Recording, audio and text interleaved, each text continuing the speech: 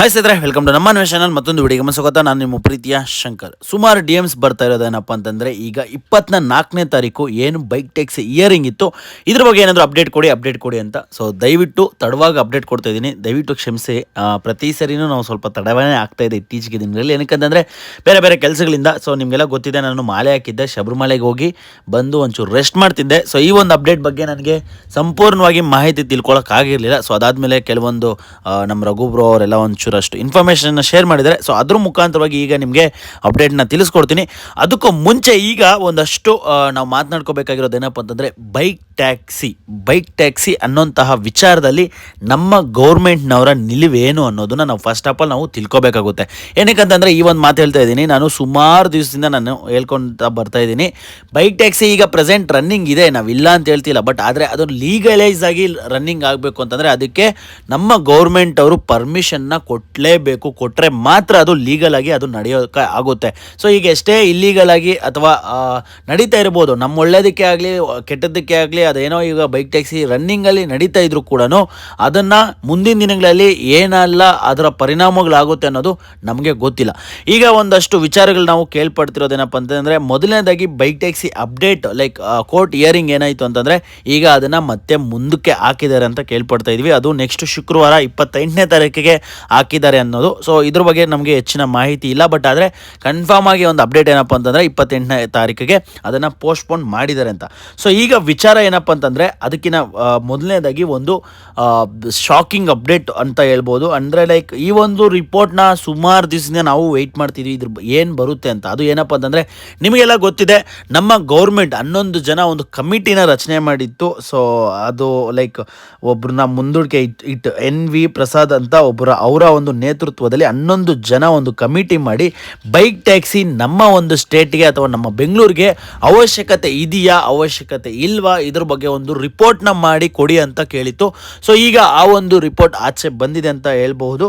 ಆದರೆ ಈಗ ಆ ಒಂದು ರಿಪೋರ್ಟ್ನ ತಿಳ್ಕೊಳ್ಳೋಕೆ ಮುಂಚೆ ಇದು ಲೈಕ್ ಹೆಂಗೆ ಅನ್ನಿಸ್ತಿದೆ ಅಂತಂದರೆ, ಗೊತ್ತಿಲ್ಲ ಇದು ಏನಾಗ್ತಿದೆ ಅಂತ ನಮಗೆ. ಬಟ್ ಆ ರಿಪೋರ್ಟ್ನ ಈಗ ಹೇಳೋದಾದರೆ, ಬೈಕ್ ಟ್ಯಾಕ್ಸಿ ನಿಷೇಧಕ್ಕೆ ತಜ್ಞರು ಸಮಿತಿ ಶಿಫಾರಸು, ಕಾಮರ್ಸ್ ಡೆಲಿವರಿಗೆ ಮತ್ತು ಗ್ರೀನ್ ಸಿಗ್ನಲ್. ಅಂದರೆ ಇಲ್ಲಿ ಪಾಯಿಂಟ್ಸ್ ಏನಪ್ಪ ಅಂತಂದರೆ, ಬೈಕ್ ಟ್ಯಾಕ್ಸಿ ನಿಷೇಧಕ್ಕೆ ಬೆಂಬಲ, ಸುರಕ್ಷತೆ ಮತ್ತು ಕಾನೂನಿನ ಕಾರಣ ನೀಡಿ ಬೈಕ್ ಟ್ಯಾಕ್ಸಿಗಳ ನಿಷೇಧ ಸಮರ್ಥನೆ. ಅಂದರೆ ಈಗ ಈ ಒಂದು ಸಮಿತಿ ರಿಪೋರ್ಟ್ ಕೊಟ್ಟಿರೋದೇನಪ್ಪ ಅಂತಂದರೆ, ಕಸ್ಟಮರ್ಸ್ಗೆ ಯಾವುದೇ ರೀತಿ ಸುರಕ್ಷತೆ ಇಲ್ಲ. ಅದಾದಮೇಲೆ ನಮ್ಮ ಒಂದು ಆ್ಯಕ್ಟ್ ಏನಿದೆ, ಆ ಒಂದು ಆ್ಯಕ್ಟಲ್ಲಿ ಬೈಕ್ ಟ್ಯಾಕ್ಸಿ ವೈಟ್ ಬೋರ್ಡಲ್ಲಿ ಲೈಕ್ ಏನು ಪ್ಯಾಸೆಂಜರ್ಸ್ನ ಒಂದು ಜಾಗದಿಂದ ಮತ್ತೊಂದು ಜಾಗಕ್ಕೆ ಕರ್ಕೊಂಡು ಹೋಗ್ತಾರೆ, ಆ ಒಂದು ಯಾವುದೇ ರೀತಿ ಅದಕ್ಕೆ ಸಪೋರ್ಟ್ ಇಲ್ಲ ಅಂತ ನಮ್ಮ ಇದರಲ್ಲಿ ಅಂತ ಈ ಒಂದು ಏನು 11 ಜನ ಕಮಿಟಿ ಮಾಡಿದರೆ, ಈಗ ಒಂದು ಕಮಿಟಿ ಒಂದು ರಿಪೋರ್ಟ್ನ ಕೊಟ್ಟಿದ್ದಾರೆ. ಒಂದಷ್ಟು ಹೈಲೈಟ್ ಪಾಯಿಂಟ್ಸ್ ಇದೆ. ಸೊ ಅದನ್ನು ನಿಮಗೆ ಓದಿ ತಿಳಿಸ್ಕೊಡ್ತೀನಿ, ಓಕೆನಾ? ಸೊ ಬನ್ನಿ. ಬೈಕ್ ಟ್ಯಾಕ್ಸಿ ನಿಷೇಧಕ್ಕೆ ಬೆಂಬಲ, ಸುರಕ್ಷತೆ ಮತ್ತು ಕಾನೂನಿನ ಕಾರಣ ನೀಡಿ ಬೈಕ್ ಟ್ಯಾಕ್ಸಿಗಳ ನಿಷೇಧ ಸಮರ್ಥನೆ. ಡೆಲಿವರಿ ಅನುಮತಿ, ಸ್ವಿಗ್ಗಿ ಡೆಲಿವರಿ ಬಾಯ್ಸ್ಗೆ ಅನುಮತಿ. ಅಂದರೆ ಸ್ವಿಗ್ಗಿ ಝೊಮ್ಯಾಟೊ ಡೆಲಿವರಿಗಳಿಗೆ ಖಾಸಗಿ ಬೈಕ್ ಬಳಸುವ ಸಮಿತಿ ಸುಮ್ಮತಿ. ಅಂದರೆ ಲೈಕ್ ಅವ್ರು ಹೇಳ್ತಿರೋದೇನಪ್ಪ ಅಂತಂದರೆ, ಕಸ್ಟಮರ್ಸ್ನ ವೈಟ್ ಬೋರ್ಡಲ್ಲಿ ತಲುಪಿಸೋದಕ್ಕಾಗಲ್ಲ, ಬಟ್ ಆದರೆ ಡೆಲಿವರಿ ಬಾಯ್ಸ್ಗೆ ಏನೂ ಇದರಿಂದ ತೊಂದರೆ ಇಲ್ಲ ಅನ್ನೋದು ಒಂದು ಪಾಯಿಂಟು. ಸೊ ಅಂದರೆ ಲೈಕ್ ಈಗೇನು ಒಂದಷ್ಟು ಜನ ಲೈಕ್ ಡೆಲಿವರಿ ಬಾಯ್ಸ್ದು ಒಂದಷ್ಟು ಪಾಯಿಂಟ್ಸ್ ಬರ್ತಿತ್ತು, ಈಗ ಅದು ಕ್ಲಿಯರ್ ಆಗಿದೆ ಅಂತ ಹೇಳ್ಬೋದು. ವೈಟ್ ಬೋರ್ಡ್ ಬೈಕ್ಗಳಲ್ಲಿ ಪ್ರಯಾಣಿಕರನ್ನು ಕರೆದೊಯ್ಯುವುದು ಮೋಟಾರ್ ವಾಹನ ಕಾಯ್ದೆಯ ಉಲ್ಲಂಘನೆ ಎಂದು ಸಮಿತಿ. ನಾನು ಆಗಲೇ ಹೇಳಿದ್ನಲ್ಲ, ಸೊ ನಮ್ಮ ಏನು ಒಂದು ಸಮಿತಿ ಇದೆ, ಆ ಒಂದು ಲೈಕ್ ಸಮಿತಿಯಲ್ಲಿ ಲೈಕ್ ಉಲ್ಲಂಘನೆ ಮಾಡ್ತಿರೋದೇನಪ್ಪ ಅಂತಂದರೆ, ಪ್ರಯಾಣಿಕರನ್ನು ಕರೆದೊಯ್ಯುವುದು ಮೋಟಾರ್ ವಾಹನ ಕಾಯ್ದೆ ಅಂತ ಏನಿರ್ತದೆ, ಆ ಒಂದು ಕಾಯ್ದೆಯಲ್ಲಿ ಲೈಕ್ ಅದು ಇಲ್ಲ ಅನ್ನೋದೇ ಅವರು ಲೈಕ್ ಈ ಒಂದು ಕಮಿಟಿ ಒಂದು ಪಾಯಿಂಟ್ನ ರೈಸ್ ಮಾಡಿರೋದು. ಸೊ ಬೈಕ್ ಟ್ಯಾಕ್ಸಿಗಳಿಗೆ ಪ್ರಯಾಣಿಕರಿಗೆ ಯಾವುದೇ ವಿಮೆ ರಕ್ಷಣೆ ಇರುವುದಿಲ್ಲ ಎಂದು ವಾದ. ಅಂದರೆ ಈ ಒಂದು ಬೈಕ್ ಟ್ಯಾಕ್ಸಿ ಬೇಡ ಅನ್ನೋದಕ್ಕೆ ಮತ್ತೊಂದು ರೀಸನ್ ಏನಪ್ಪ ಅಂತಂದರೆ, ಕಸ್ಟಮರ್ಸ್ಗೆ ಇದರಿಂದ ಯಾವುದು ಸುರಕ್ಷತೆ ಇಲ್ಲ, ಮತ್ತು ಯಾವುದೇ ರೀತಿ ವಿಮೆ ಅಂದರೆ ಲೈಕ್ ಇನ್ಶೂರೆನ್ಸ್ ಪಾಲಿಸೀಸ್ ಇಲ್ಲ. ಸೊ ಕಸ್ಟಮರ್ಗೆ ಏನಾದರೂ ಹೆಚ್ಚು ಕಮ್ಮಿ ಆದರೆ ಇದಕ್ಕೆ ಯಾವುದೇ ರೀತಿ ಇನ್ಶೂರೆನ್ಸ್ ಸಿಗಲ್ಲ ಅನ್ನೋದ್ರಿಂದ ಈ ಒಂದು ಏನು ಬೇಡ ಅಂತಂತಿದ್ದಾರೆ. ಇದೊಂದು ಪಾಯಿಂಟ್ ಅಂತ ನಮ್ಮ ಇಲ್ಲಿ ರಿಪೋರ್ಟಲ್ಲಿದೆ. ಬಸ್ಗಳಿಗೆ ಹೋಲಿಸಿದರೆ ಬೈಕ್ ಟ್ಯಾಕ್ಸಿಗಳು ರಸ್ತೆಯಲ್ಲಿ ಹೆಚ್ಚು ಜಾಗ ಆಕ್ರಮಿಸುತ್ತವೆ ಮತ್ತು ದಟ್ಟಣೆ ಹೆಚ್ಚಿಸುತ್ತವೆ ಎಂದು ಸಮಿತಿ. ಈ ಒಂದು ಪಾಯಿಂಟ್ ನನಗೆ ಅರ್ಥನೇ ಆಗ್ತಾ ಇಲ್ಲ. ಲೈಕ್ ಬಸ್ಗೂ ಬೈಕ್ಗೂ ಕಂಪ್ಯಾರಿಸೇಷನ್ ಏನು ಅಂತ ನನಗೆ ಗೊತ್ತಾಗ್ತಿಲ್ಲ. ಬಟ್ ಓಕೆ, ನೆಕ್ಸ್ಟ್ ಮುಂದಕ್ಕೆ ಹೋದರೆ, ಈ ಒಂದು ಅಪ್ಡೇಟಲ್ಲಿ ಇನ್ನು ಮುಂದಕ್ಕೆ ಹೋದರೆ, ಕರ್ನಾಟಕದಲ್ಲಿ ಬೈಕ್ ಟ್ಯಾಕ್ಸಿ ಭವಿಷ್ಯದ ಬಗ್ಗೆ ನಡೆಯುತ್ತಿದ್ದ ಚರ್ಚೆಗೆ ಮಹತ್ವದ ತಿರುವು ಸಿಕ್ಕಿದೆ. ರಾಜ್ಯ ಸರ್ಕಾರ ಇಲಾಖೆಯ ಕಾರ್ಯದರ್ಶಿ NV ಪ್ರಸಾದ್ ನೇತೃತ್ವದ ತಜ್ಞರು ಸಮಿತಿಯ ರಾಜ್ಯದಲ್ಲಿ ಬೈಕ್ ಟ್ಯಾಕ್ಸಿಗಳನ್ನು ನಿಷೇಧಿಸುವುದೇ ಸೂಕ್ತ ಎಂದು ಸರ್ಕಾರಕ್ಕೆ ಶಿಫಾರಸು ಮಾಡಿದೆ. ಸೊ ಆ ಒಂದು ರಿಪೋರ್ಟಲ್ಲಿ ಏನಿದೆ ಅಂತಂದರೆ, ಕ್ಲಿಯರ್ ಆಗಿ ಮೆನ್ಷನ್ ಮಾಡಿದ್ದಾರೆ ಏನಂತಂದರೆ, ಬೈಕ್ ಟ್ಯಾಕ್ಸಿ ಏನು ಸ್ಟಾಪ್ ಮಾಡಿದ್ದೀರಾ ಲೀಗಲಿ ಅಂದರೆ ಲೈಕ್ ನಡೆಸೋದು ಸ್ಟಾಪ್ ಮಾಡಿದ್ರಿ, ಒಂದು ಹೈಕೋರ್ಟಿಂದ ಒಂದು ಅಷ್ಟು ನೋಟಿಸ್ ಬಂದು ಇಲ್ಲ ಇವಾಗ ಈ ತಕ್ಷಣಕ್ಕೆ ಬೈಕ್ ಟ್ಯಾಕ್ಸಿ ಏನು ಸ್ಟಾಪ್ ಆಗಬೇಕು ಅಂತ ಒಂದು ಬಂದಿತ್ತು. ಸೊ ಆ ಒಂದನ್ನು ಮುಂದುವರಿಸಬೇಕು. ಬೈಕ್ ಟ್ಯಾಕ್ಸಿ ನಮ್ಮ ಕರ್ನಾಟಕಕ್ಕೆ ಅವಶ್ಯಕತೆ ಇಲ್ಲ, ಇದರಿಂದ ತೊಂದರೆ ಇದೆ ಅಂದ್ಬಿಟ್ಟು ಒಂದು ರಿಪೋರ್ಟ್ನ ಕೊಟ್ಟಿದ್ದಾರೆ ಅಂತ ಇಲ್ಲಿ ಈ ಒಂದು ರಿಪೋರ್ಟಲ್ಲಿದೆ. ಇಲ್ಲಿ ಕ್ಲಿಯರಾಗಿ ನಾವು ಅರ್ಥ ಮಾಡ್ಕೋಬೇಕಾಗಿರೋದು ಏನಪ್ಪ ಅಂದರೆ ಬೈಕ್ ಟ್ಯಾಕ್ಸಿ ಏನು ಮೊದಲ ಥರ ಬ್ಯಾನ್ ಆಗಿತ್ತು ಅಂದರೆ ನಿಮಗೆಲ್ಲ ಗೊತ್ತಿದೆ, ಒಂದು 2-3 ತಿಂಗಳ ಹಿಂದೆ ಬೈಕ್ ಟ್ಯಾಕ್ಸಿ ಏನು ಸಂಪೂರ್ಣವಾಗಿ ಒಂದು 2 ತಿಂಗಳು ಸ್ಟಾಪ್ ಆಗಿತ್ತು. ಅದೇ ಥರನೇ ಈ ಒಂದು ಬೈಕ್ ಟ್ಯಾಕ್ಸಿ ರನ್ನಿಂಗ್ನ ಸ್ಟಾಪ್ ಮಾಡಬೇಕು ಅಂತ ಕ್ಲಿಯರಾಗಿ ರಿಪೋರ್ಟ್ ಇದೆ. ಬಟ್ ಮುಂದಿನ ದಿನಗಳಲ್ಲಿ ಇದು ಏನೆಲ್ಲ ಆಗುತ್ತೆ ಅನ್ನೋದನ್ನ ನೋಡಬೇಕಾಗುತ್ತೆ. ಏನಕ್ಕಂತಂದರೆ ಲೈಕ್ ಅವರು ಕ್ಲಿಯರಾಗಿ ಹೇಳ್ತಿರೋದೇ ಮೊದಲನೇದಾಗಿ ಸೇಫ್ಟಿ ಪರ್ಪಸ್ ಇಲ್ಲ, ಅದಾದಮೇಲೆ ಇನ್ಶೂರೆನ್ಸ್ ಇಲ್ಲ ಕಸ್ಟಮರ್ಗೆ, ಅದಾದಮೇಲೆ ನಮ್ಮ ಒಂದು ಆ್ಯಕ್ಟ್ ಅಂತ ಏನೋ ಬರುತ್ತೆ ಬೈಕ್ ಆ್ಯಕ್ಟ್ ಅಂದರೆ ಲೈಕ್ ಆ ಒಂದು ಆ್ಯಕ್ಟಲ್ಲಿ ಈ ಥರ ವೈಟ್ ಬೋರ್ಡಲ್ಲಿ ಪ್ರಯಾಣಿಕರನ್ನ ಒಂದು ಜಾಗದಿಂದ ಮತ್ತೊಂದು ಜಾಗಕ್ಕೆ ಕರ್ಕೊಂಡೋಗೋಂಥದ್ದು ಇಲ್ಲ ಅಂತ ಕ್ಲಿಯರಾಗಿ ಇಲ್ಲಿ ಇವರು ರಿಪೋರ್ಟ್ನ ಕೊಟ್ಟಿದ್ದಾರೆ. ಮತ್ತು ಇನ್ನೊಂದು ಪಾಯಿಂಟ್ ಏನಪ್ಪ ಅಂತಂದರೆ ಒಂದಷ್ಟು ಜನಕ್ಕೆ ಈಗ ಒಂದಷ್ಟು ಜನ ಪಾಯಿಂಟ್ನ ರೇಸ್ ಮಾಡ್ತಿದ್ದೆ ಏನಪ್ಪ ಅಂತಂದರೆ ಹಾಗಂದರೆ ವೈಟ್ ಬೋರ್ಡಲ್ಲಿ ಬೈಕ್ ಟ್ಯಾಕ್ಸಿ ಬಿಟ್ಟು ಫುಡ್ ಡೆಲಿವರಿ ಮಾಡ್ತಿದ್ರಲ್ವಾ, ಸೊ ಅದನ್ನೇ ಮಾತ್ರ ಮಾಡ್ಬೋದು, ಇದ್ಯಾಕೆ ಮಾಡಬಾರ್ದು ಅನ್ನೋದು ಒಂದಷ್ಟು ಜನದ ಪಾಯಿಂಟ್ಸ್ ಆಗಿತ್ತು.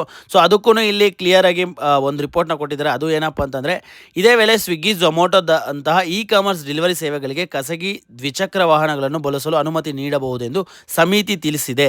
ತಜ್ಞರು ಸಮಿತಿಯ ವರದಿಯ ಪ್ರಕಾರ ಮೋಟಾರ್ ವಾಹನ ಕಾಯ್ದೆಯಡಿಯಲ್ಲಿ ಖಾಸಗಿ ದ್ವಿಚಕ್ರ ವಾಹನಗಳನ್ನು ಪ್ರಯಾಣಿಕರ ಸಾಗಾಣಿಕೆ ಬಳಸುವುದು ಕಾನೂನಿನ ಬಾಹಿರವಾಗಿದೆ. ಬೈಕ್ ಟ್ಯಾಕ್ಸಿಗಳು ವಾಣಿಜ್ಯ ಪರವಾನಗಿ ಹೊಂದಿರುವುದಿಲ್ಲ ಮತ್ತು ಇವುಗಳಿಗೆ ಪ್ರಯಾಣಿಕರ ವಿಮೆ ಕೂಡ ಇರುವುದಿಲ್ಲ. ಇದರಿಂದ ಅಪಘಾತಕ್ಕೆ ಸಂಭವಿಸಿದ ಪ್ರಯಾಣಿಕರಿಗೆ ಯಾವುದೇ ಕಾನೂನಿನ ರಕ್ಷಣೆ ಸಿಗುವುದಿಲ್ಲ.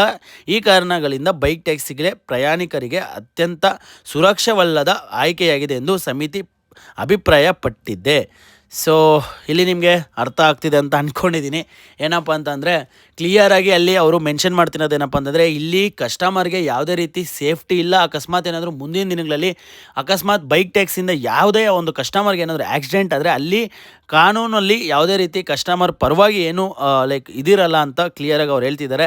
ಲೈಕ್ ಇದು ಗೊತ್ತಾಗ್ತಿಲ್ಲ. ಮತ್ತು ಇನ್ನೊಂದು ಡೆಲಿವರಿ ಬಾಯ್ಸ್ಗೆ ರಿಲೀಫ್ ಅಂತ ಒಂದು ಅಪ್ಡೇಟ್ ಬಂದಿದೆ. ಅದು ಏನಪ್ಪ ಅಂತಂದರೆ ಬೈಕ್ ಟ್ಯಾಕ್ಸಿ, ಇದ್ರ ಬಗ್ಗೆ ನಾನು ನಿಮಗೆ ಮುಂದಿನ ವಿಡಿಯೋದಲ್ಲಿ ನಾನು ನಿಮಗೆ ತಿಳಿಸ್ಕೊಡ್ತೀನಿ. ಈ ಒಂದು ವಿಡಿಯೋದಲ್ಲಿ ಬೈಕ್ ಟ್ಯಾಕ್ಸಿ ಬಗ್ಗೆ ತಿಳ್ಕೊಬೇಕಾಗಿರೋದ್ರಿಂದ ಈಗ ಬೈಕ್ ಟ್ಯಾಕ್ಸಿಗೆ ಹಿನ್ನಡೆ ಅನ್ನೋದು ಕ್ಲಿಯರ್ ಆಗಿ ಕಾಣಿಸ್ತಾ ಇದೆ. ಸೊ ನನಗೆ ಗೊತ್ತಿಲ್ಲ ಇದರಿಂದ ಎಷ್ಟೋ ಜನಕ್ಕೆ ತೊಂದರೆ ಆಗುತ್ತೆ ಅನ್ನೋದನ್ನ ನಮ್ಮ ಗೌರ್ಮೆಂಟ್ ಆಗಲಿ ಅಥವಾ ಈ ಒಂದು ಸಮಿತಿ ಒಂದು ಊಹೆನ ಮಾಡಿದ್ದಾರೆ ಇಲ್ವೋ ಅನ್ನೋದು ನನ್ನ ಒಂದು ಅಪ್ಡೇಟ್, ನನ್ನ ಒಂದು ಪ್ರಶ್ನೆ. ಏನಂತಂದರೆ ಲೈಕ್ ನನ್ನ ಕಡೆಯಿಂದ ನಾನು ಥಿಂಕ್ ಮಾಡ್ತಿರೋದು ಏನಂದರೆ ಹೌದು ಕಸ್ಟಮರ್ಸ್ಗೆ ಅದೇನು ಇದಿದೆ ಇಲ್ವೋ ಅನ್ನೋದು ನಮಗೆ ಗೊತ್ತಿಲ್ಲ. ಅದು ಕಂಪ್ನಿಯವರ ಒಂದು ಅಗ್ರೇಟ್ ಕಂಪ್ನಿಯವ್ರ ಮೇಲೆ ಡಿಪೆಂಡ್ ಆಗುತ್ತೆ. ಬಟ್ ಆದರೆ ಈಗ ಸಡನ್ನಾಗಿ ಬೈಕ್ ಟ್ಯಾಕ್ಸಿ ಬೇಡ ಅಂತ ಹೇಳ್ತಿರೋರು ಈ ಒಂದು ಬೈಕ್ ಟ್ಯಾಕ್ಸಿಯಿಂದ ಸುಮಾರು ಜನ ಲೈಫ್ನ ಲೀಡ್ ಮಾಡ್ತಾ ಇದ್ದಾರೆ.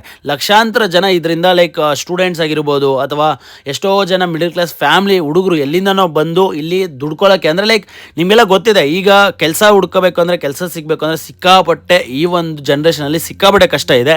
ಆದರೂ ಕೂಡ ಇದು ರಿಸ್ಕ್ ಇದ್ರೂ ಕಷ್ಟ ಅಂದರೂ ಕೂಡ ಲೈಕ್ ಇದರಲ್ಲಿ ಒಂದಷ್ಟು ಜನ ಲೈಫ್ನ ಲೀಡ್ ಮಾಡ್ತಾಯಿದ್ರು. ಅವರ ಕುಟುಂಬಗಳಿಗೆ ಒಂದು ಆಧಾರ ಸ್ತಂಭ ಆದಂತಹ ಈ ಒಂದು ಕೆಲಸಕ್ಕೆ ಈಗ ಸಡನ್ನಾಗಿ ಲೈಕ್ ಅಂದರೆ ಕಸ್ಟಮರ್ಸ್ನ ಗಮನ ಇಟ್ಕೊಂಡು ಒಂದು ಅಪ್ಡೇಟ್ನ ತಗೊಂಡಿದ್ದಾರೆ. ಓಕೆ, ಇದನ್ನು ನಾನು ಯಾವುದೇ ರೀತಿ ಇಲ್ಲ ಇದು ತಪ್ಪು ಅಂತ ನಾವು ಹೇಳೋದಕ್ಕಾಗಲ್ಲ. ಯಾಕಂದರೆ customers because of customers also safe ಅನ್ನೋದು, ಅಂದರೆ ಅವ್ರು ಸೇಫ್ ಆಗಿರಬೇಕು ಆ್ಯಂಡ್ ಅವ್ರಿಗೆ ಏನು ತೊಂದರೆ ಆಗ್ಬಾರ್ದು, ಅದು ಒಪ್ಕೊತೀನಿ. ಬಟ್ ಆದ್ರೂ ಈಗ ಅದಕ್ಕೇನಾದರೂ ಬೇರೆ ಥರ ಏನಾದರೂ ಮಾಡ್ಬೋದಿತ್ತಾ ಅನ್ನೋದು ನಮ್ಮ ಒಂದು ಇದು. ಬಟ್ ಗೊತ್ತಿಲ್ಲ. ಈ ಒಂದು ರಿಪೋರ್ಟಲ್ಲಿ ಈಗ ಇರೋವಂಥದ್ದು ಏನಪ್ಪ ಅಂತಂದರೆ ನಮ್ಮ ಗೌರ್ಮೆಂಟ್ಗೆ ಏನು ಈ ರಿಪೋರ್ಟ್ ತಲುಪಿಸಿದ್ದಾರೆ ಈ ಒಂದು ಸಮಿತಿ, ಅದರಲ್ಲಿ ಕ್ಲಿಯರ್ ಆಗಿದೆ ಬೈಕ್ ಟ್ಯಾಕ್ಸಿಗೆ ಯಾವುದೇ ರೀತಿ ಅನುಮತಿ ಕೊಡಬೇಡಿ. ಈಗೇನು ಬ್ಯಾನ್ ಆಗಿದೆ, ಏನು ಸ್ಟಾಪ್ ಆಗಿದೆ ಅಂತ ಇದೆ ಅದನ್ನೇ ಕಂಟಿನ್ಯೂ ಮಾಡಿ. ಇದರಿಂದ ನಮಗೆ ಯಾವುದೇ ರೀತಿ ಒಳ್ಳೆಯದನ್ನಂತೂ ಇಲ್ಲ ಅನ್ನೋದು ಒಂದು ಈ ಒಂದು ರಿಪೋರ್ಟಲ್ಲಿರೋದು. ಬಟ್ ಇದ್ರ ಬಗ್ಗೆ ಚರ್ಚೆಗಳು ಇನ್ನು ಮುಂದೆ ನನ್ನ ಪ್ರಕಾರ ಸ್ಟಾರ್ಟ್ ಆಗಬೇಕು ಅಂತ ಅನ್ಕೊತೀನಿ. ನೋಡೋಣ ಇನ್ನು ಮುಂದಿನ ದಿನಗಳಲ್ಲಿ ಏನೆಲ್ಲ ಆಗುತ್ತೆ ಇದ್ರ ಬಗ್ಗೆ ಅಂತ ನಿಮ್ಗೆ ಅಪ್ಡೇಟ್ನ ತಿಳಿಸ್ಕೊಡ್ತೀನಿ.